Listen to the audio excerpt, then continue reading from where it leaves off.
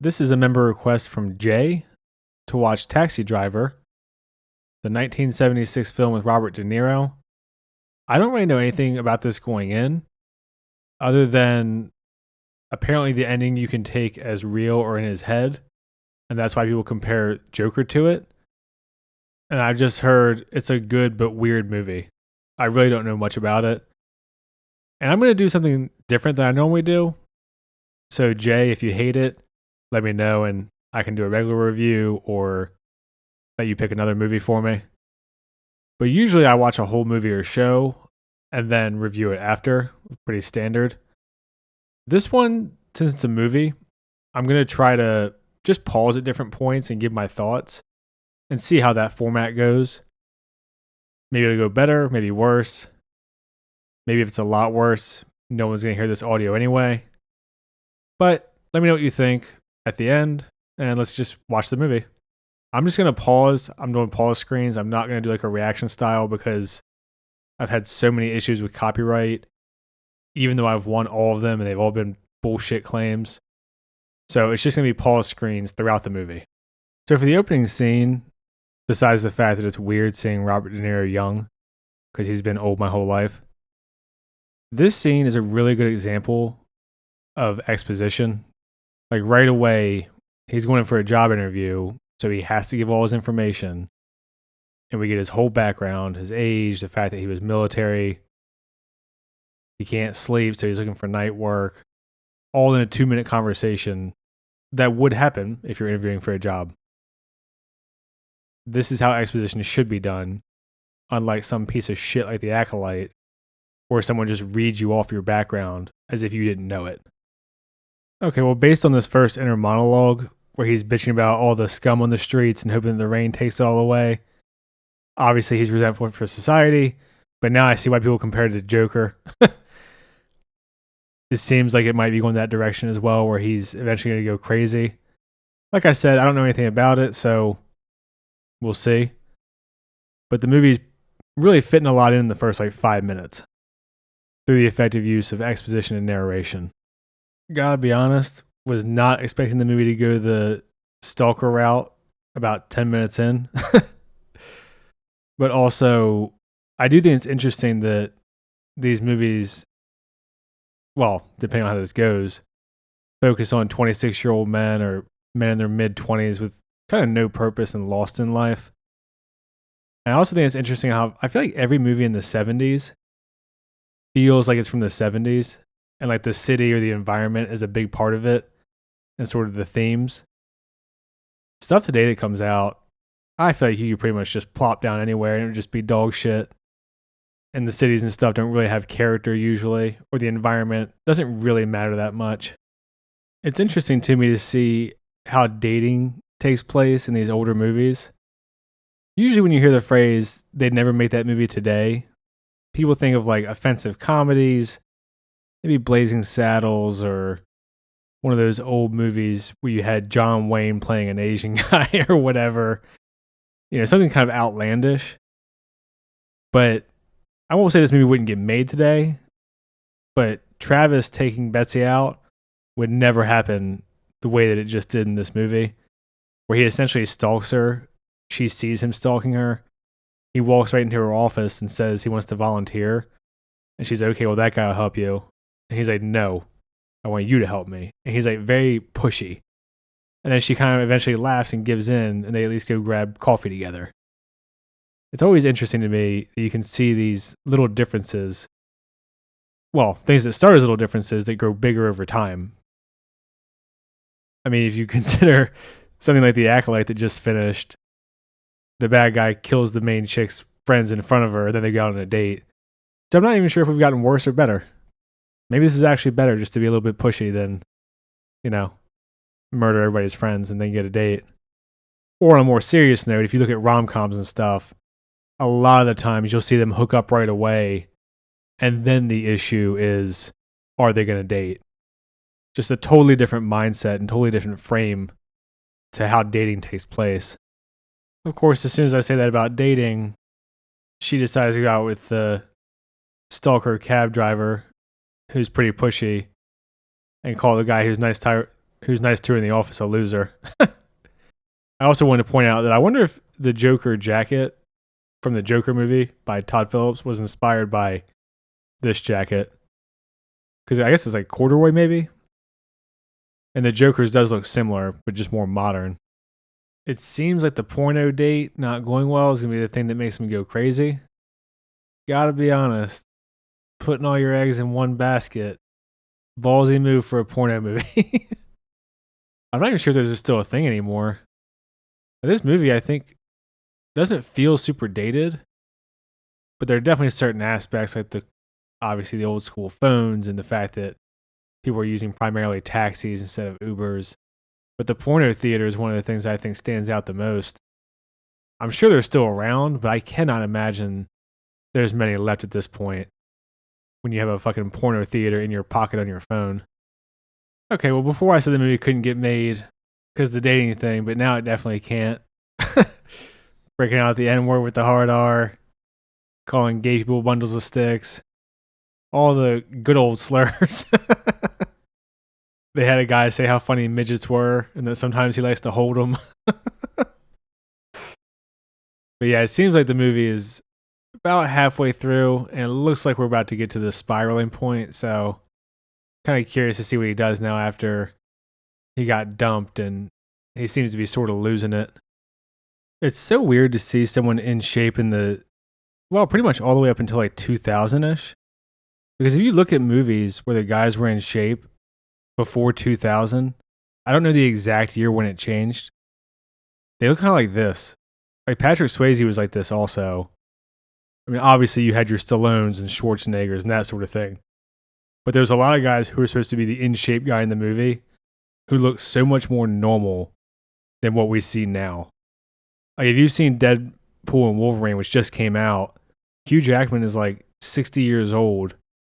And he has to be roided to the gills.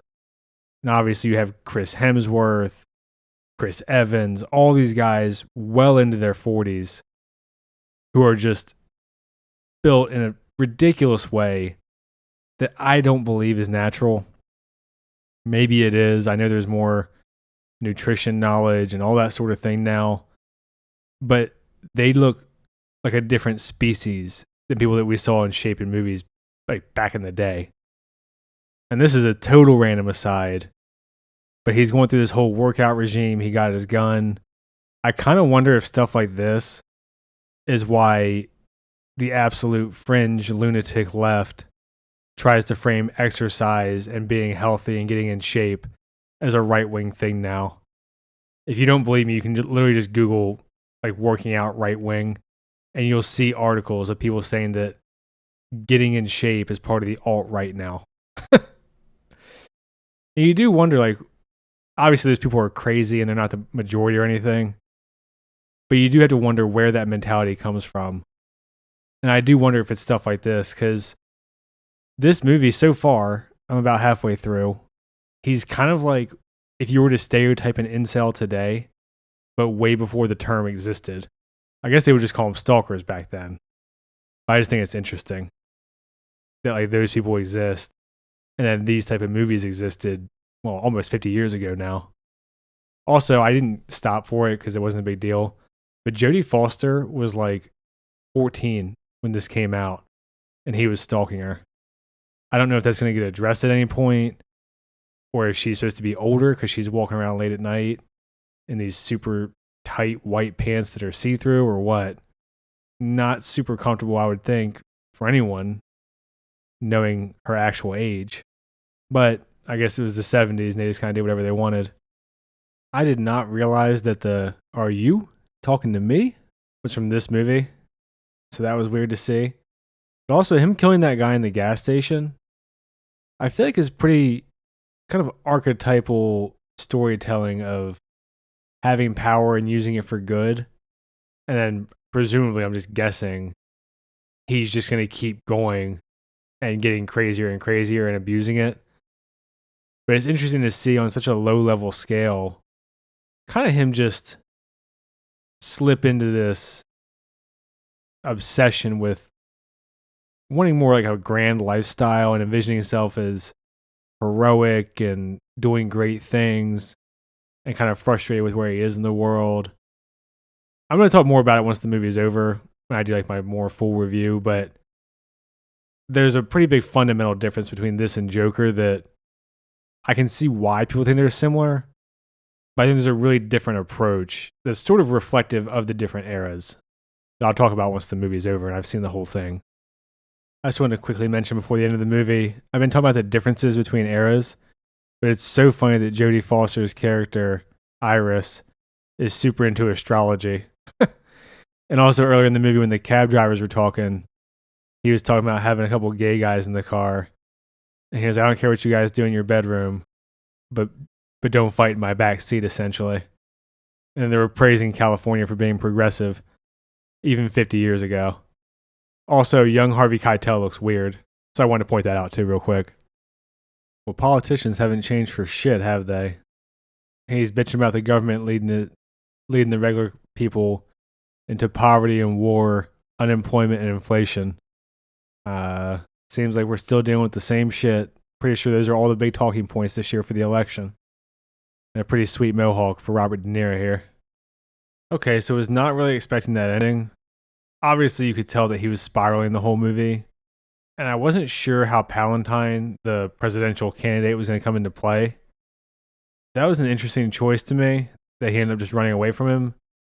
But it seems like it was playing into the bigger narrative, where he ended up killing the pimp, the mafia guy, the guy exploiting the teenage prostitute, and then being hailed as a hero.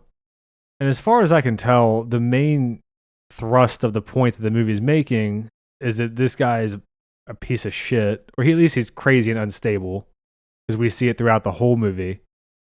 But because his violence ends up being directed at the right place, society calls him a hero. You get Iris's parents thanking him. He's in a whole bunch of newspaper clippings. Betsy comes back and he's just not interested now. So it's a really interesting way to kind of demonstrate, at least I guess what Scorsese thinks, is the sickness of society or how messed up society is. Because if his first attempt had been successful on Palantine, which reminds me so much of Palpatine, then we wouldn't have seen him that way, at least, us and the movie society. But because he was foiled and just ran away, ended up killing bad people and then saved a little girl, he's hailed as a hero. Even though the reality is, he just wanted to be violent. Kind of seems to be the message of the movie, like primarily. Because we see him this whole time wanting to be violent, kind of looking for an excuse to be violent. Obviously, he shot that guy who was robbing the store and then just ran away. But because the victims happen to be the right victims, he gets praised, even though his motivations are pretty unsavory. So it's a really interesting message. This is a good recommendation from Jay. Probably as far as objectively the best thing, this is probably objectively the best thing that I've been recommended so far. Avatar was probably the most fun. No surprise there, I guess. But this was just a really good movie. Obviously, Robert De Niro is always good, even though it's still hard to see him young, because I'm just always used to seeing him as a little bit older, usually a gangster of some kind. But either way. And I think the other thing that this movie sort of seemed to be commenting on, and maybe this is supposed to just be part of Travis's sickness, or I don't know if you call it like narcissism or whatever. But the whole movie, he fantasizes about being more than he is. Like he's a 26-year-old single guy just driving cabs at night, sort of feels lost. He envisions himself working on Palantine's campaign with Betsy. He complains to the other cabbie that he wants to do more. It's driving him crazy. Then, obviously later on, he fancies himself maybe a Secret Service agent. Then he goes and tries to talk to Iris and says he wants to save her. And then because he kind of just snaps, he wants to try to kill the president. I guess to get infamy at least, if he can't make something of himself. And then after that, obviously, he actually does end up saving Iris and ends up as a hero, even though we've seen what a fuck up he is the whole movie. I can see why there's a debate about whether or not the ending is real, because I think it's a lot easier to cope with the ending being fake and almost a sort of he gets what he deserves type ending. Ironic that Joker says that to him in the Joker movie. But, I think the message of the movie seems much more in line with it being real. And I just quickly Googled, and it seems like Scorsese has said that it's real. And I don't think we ever see anything with him being an unreliable narrator. So I'm not sure what the speculation of that would be based on, other than people just kind of don't like the ending or the message of it. The one big contrivance, and maybe this is just like a 70s thing, I don't know, that I thought was weird, was the part where he runs into Palantine driving his cab at night. Like, I don't know how different the 70s were, obviously. I wasn't there. But I just cannot imagine a presidential candidate taking a random cab in New York. I mean, I don't know. Maybe it's just me, but that scene was the one that I was the most like, is he just going crazy in his head? Because it was just so weird for me to see a presidential candidate in the back of a cab because his limo didn't show up or something. But yeah, overall, really good movie. The other thing that I wanted to talk about was I find it interesting that a lot of these movies where you have someone like young and purposeless in their life and kind of drifting, I feel like it's almost always men, or at least the stuff that I've seen. These would be your Fight Club, Office Space, Wanted. I'm sure you can think of a million more movies like this. I mean, even the show The Office kind of has this aspect to it with Jim. But I do find it interesting because I wonder if it's something that women just don't relate to in the same way, or if it's something that they just don't want to put a woman in that role because the way that their unraveling would occur maybe wouldn't be as movie entertaining. Or, I mean, maybe just women get depressed and go home and eat fucking chocolate. I don't know.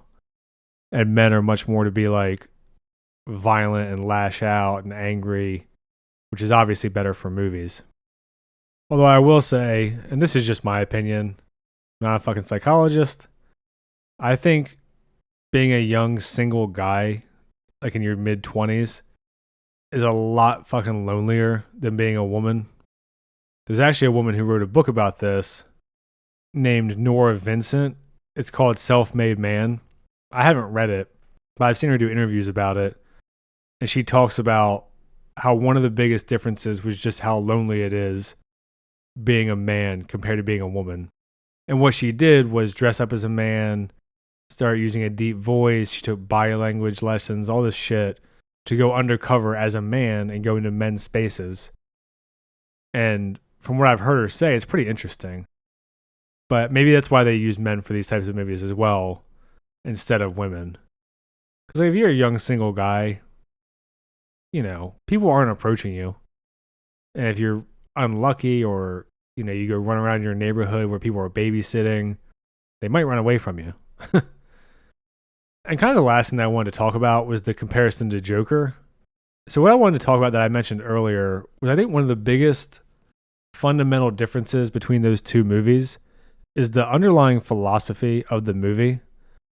So this movie, I think, makes it pretty clear that he's lonely and struggling or whatever, but everything that's going on, he's also bringing upon himself.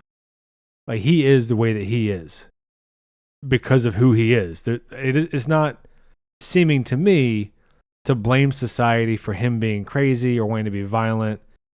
It's his natural predisposition. I think Joker is much more of a society makes people crazy. I mean, I think Joker even screams at one point, we live in a society in the climax. And, sometimes people get what they fucking deserve. And he's talking about how, kind of no one ever helped him. And he blames his coworkers for his misery. Obviously, his mom was abusive to him. And that's a really big difference, like underlying the approach.